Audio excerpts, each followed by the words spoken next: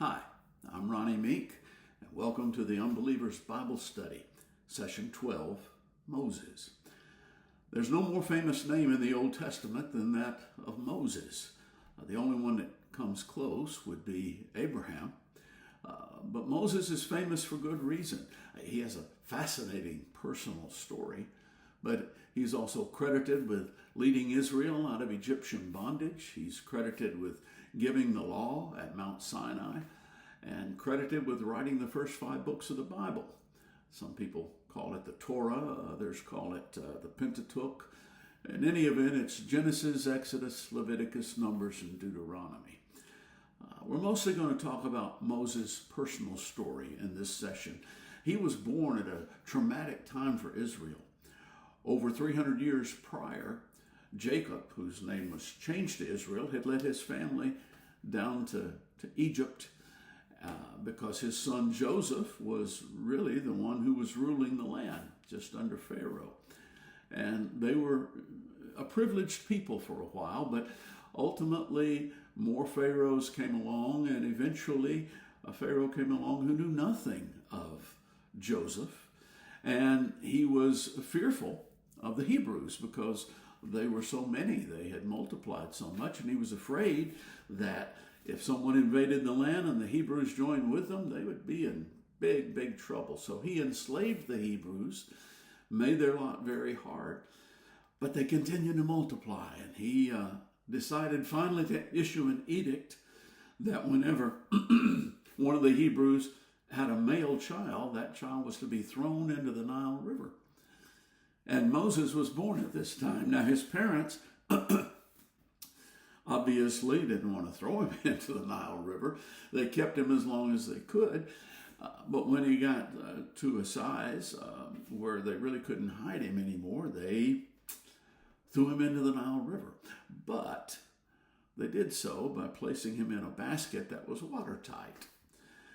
And it turns out that none other than Pharaoh's daughter discovered the basket, and when she looked in it and saw this Hebrew baby, she knew that it was a Hebrew, but she was Pharaoh's daughter. She could do what she wanted to do.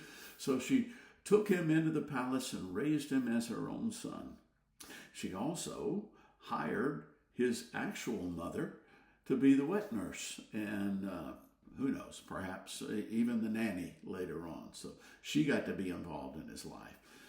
Well, as a young man, he realized that he was a Hebrew, and he realized that his people were being oppressed. And he went out one day to see what he could do for them, try to redeem his people in his own strength. And he saw an Egyptian beating a Hebrew, and he murdered the Egyptian. The next day he went out and he saw 2 Hebrews fighting, and he said, "You shouldn't be fighting one another because you're brothers." And one of them said, "Are you going to kill me like you did that Egyptian yesterday?" And Moses realized that what he had done was out, and so he fled. He fled to Midian in northwestern Arabia. Today we would call that Saudi Arabia. It's the Arabian Peninsula. And while he was there, he married, he had children, he worked for his father-in-law, and he stayed there 40 years before he encountered God at a burning bush that was not consumed. He was at work one day and he saw this bush was on fire, but he was paying attention because he also realized that the bush wasn't being burned up. And so he drew close to it to see this, and he heard a voice that told him, "Moses, you're standing on holy ground. Take off your shoes." And there are 3 points of this encounter that I'd like to make. First of all, God instructed him to return to Egypt and tell Pharaoh to set the Israelites free. That was not an assignment that Moses was excited about getting. And one of the major qualifications for godly leadership, though, was that he did not really desire to lead. In fact, he said, "Oh God, please send somebody else." And God said, "No, sending you." He said, "Well, if I go and they ask me who sent me, what'll I say? Tell me your name." And God revealed himself to Moses by 2 names. The first one was, "I am." I am that I am. Tell them that I am has sent me. Now, what does that mean? Well, it means that God is immutable. It means that he doesn't need anything else, and he doesn't change. We live in a constantly changing world.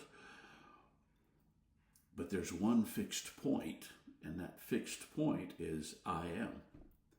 He also revealed himself as the God of Abraham, Isaac, and Jacob, which means that he is a God who is involved in history, a God who is involved in the lives of his people. So Moses went to Pharaoh and brought the message. The Lord says, let my people go. And it didn't go down very well. Pharaoh was not impressed. Moses performed signs, but Pharaoh was unmoved. And in fact, he made a lot of the Israelites harder, and they hated Moses and Aaron because of it. The upshot of that ultimately was the 10 plagues that came upon Egypt that God sent to Egypt. And finally, Pharaoh relented with the 10th plague, which was the death of the firstborn. The death angel passed through the land, and everyone who was not covered by the blood of the Passover was the firstborn was killed. Now, Passover is interesting. On that night that the death angel visited, the Lord instructed Moses to instruct the people that they were to take a lamb. Actually, they took it a week earlier because it had to be without blemish, and so they would examine it. And then they had to sacrifice the lamb on that night and put the blood of the lamb on the door frame of the house. And when the death angel passed through, if he saw the blood, he passed over that house and no one was killed. Well, Pharaoh relented. The people left Egypt, but then Pharaoh changed his mind. God had deliberately led the people to the Red Sea. And so when Pharaoh and his army got there, they were trapped. They had Pharaoh's army on one side, they had the sea on the other side. What were they going to do? They called out to Moses. And Moses called out to God. And God said, hey, just stretch out your arm. So the staff that I've given you, stretch it out over the sea. And he did so. And the sea was divided. And the Israelites passed through. And then Pharaoh pursued them. But the sea came back. And Pharaoh and his army was destroyed. The Israelites journeyed on to Mount Sinai, to Horeb, and it was here that the law was given. I'm going to talk about the law more in the next session, so I'm going to move over that right now. Israel rebelled many times on the way to Canaan, but it started at Horeb, at Mount Sinai, with the building of the golden calf. Moses had gone up on the mountain. He was there 40 days, 40 nights, communing with the Lord. Now, one of the things about Moses that makes him highly unusual and notable among all the people in the Old Testament was that God talked with him face to face like a friend. He had a relationship with God. Well, the people became anxious because they didn't know what had happened to Moses, and they made a golden calf and they started to worship it. Moses came down from the mountain and he was quite disturbed by this, destroyed the golden calf. And he told the people, he said, I'm going to go back and intercede with God for you. And he did, and God forgave them. But they were still rebellious other times. They refused to enter Canaan. It didn't take them 40 years to get to Canaan. They got to Canaan relatively quickly, but when they got there, spies were sent into the land, 12 of them, and the report that they brought back was, yeah, it's a great land, flowing with milk and honey, but 10 of them said, we can't take it. I mean, the walls of the cities are too high, the people are too big, and there were only 2, Joshua and Caleb, who said, hey, God is with us, we can do this. But the people sided with the naysayers. And that is why they ended up spending 40 years wandering in the desert, because God said, hey, these people who refuse to go in, that whole generation is going to die. And it's their children who will go in. Miriam and Aaron, Moses' sister and brother, actually opposed him at one point in time and said, you're not the big shot. We've also been called. And God actually came down and intervened and said, whoa. Yeah, you've been called. But Moses is someone that I speak to face, and God sorted them out.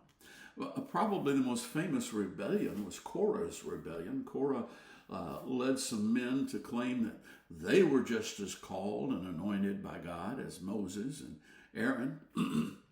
And Moses said, okay, here's what we'll do. You and your guys, you get your incense censers and you bring them before the Lord, and Aaron and I will bring ours before the Lord, and we'll see who God chooses. Well, God chose by sending fire that consumed these other guys.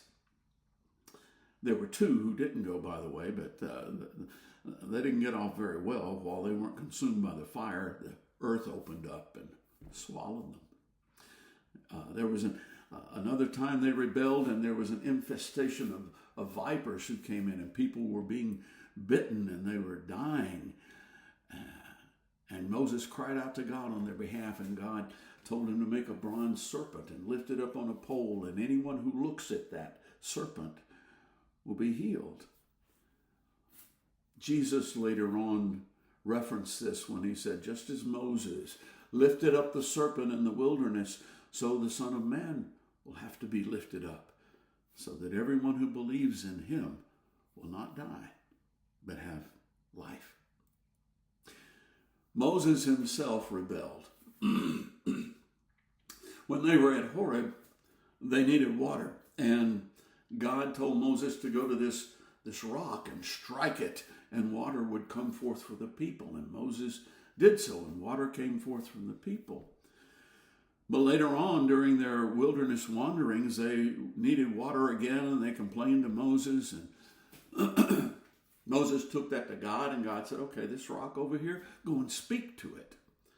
But when Moses got in front of it, in front of the rock, in front of the people, he said, okay, you rebels, do I have to bring water for you out of this rock? And he struck it, which was not what God told him to do. And I would have loved to have been there at that moment and seen the look on Moses' face when he struck the rock and nothing happened. And he struck it a second time, and God, in his mercy, brought forth water. But because of that rebellion, Moses was not allowed to enter Canaan. God said, you're not going to be allowed to lead them into Canaan. That'll pass on to Joshua. And Moses, as part of being a great leader, he provided for a smooth transition of leadership to Joshua. I said that Moses wrote the first 5 books, which includes the law and the rules for worship.